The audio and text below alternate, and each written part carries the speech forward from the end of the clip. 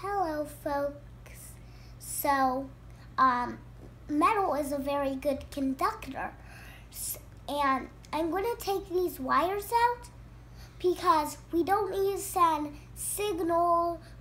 Because there's many other ways for us to send signals without wires.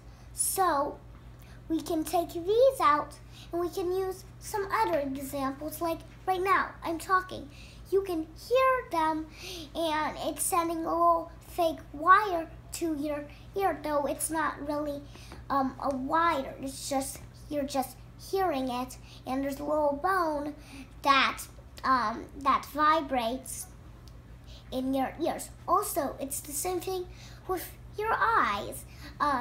You can send lights, and also you can do the same thing with a flashlight. You can send a signal with a flashlight, and also ants can tap their bottom on like the ground, and then the other ants get a message by like kind of smelling, and then they follow the line where they tap their bottom, and that's how that is.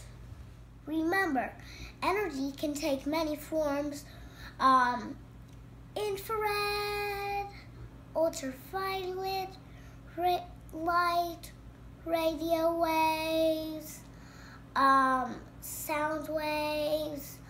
So I'm going to show you 3 examples, and most things like phones and like computers, they use radio waves, and I'm going to show you some of those 3 examples of those. This, a wireless transmitter and a wireless receiver. It's one of them. This one, a number, Wi-Fi cloud bit. This one, some Bluetooth headphones. Though what it depends on is how much it costs, how much the price, how much the how fast it goes, and how far it sends the signal. And also, this is a little bit different than these, because it's infrared, and that's what that is.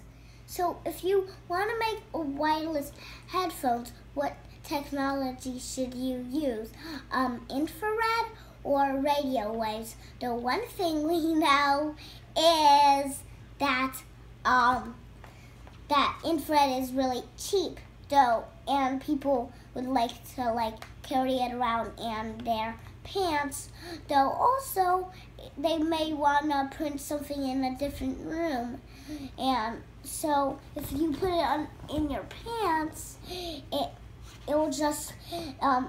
will be trapped with light, and it won't be able to get out. So we'll see if it works, if it goes through walls or go through my pants. This is how my circuit's made. Power, then remote trigger, and the remote triggers an infrared detector, and then a buzzer, and it can go facing like that, and remember, it's a light, so it can go anyway, up, that way, though it's good that it is. Though, let's see if it goes through my pocket.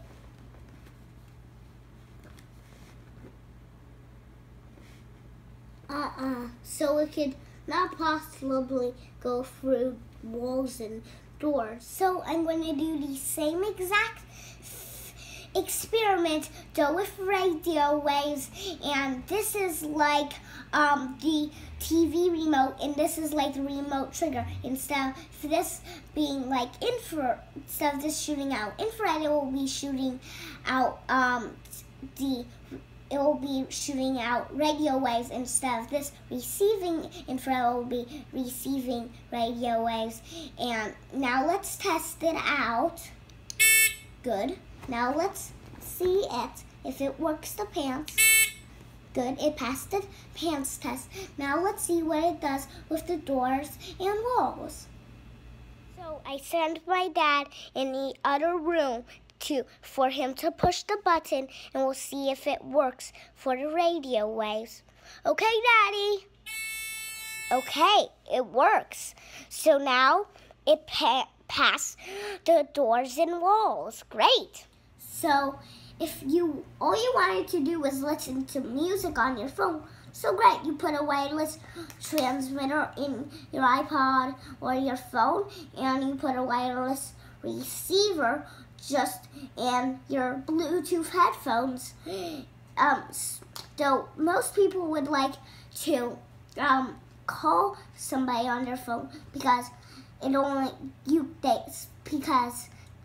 only send a message to here, and you can't talk. So you gotta have a wireless transmitter and a wireless receiver in the Bluetooth headphones, and also both the same in an iPod or your phone. Thanks for asking such a good question, and tell your friends if they have any questions, and ask us so we can all learn together.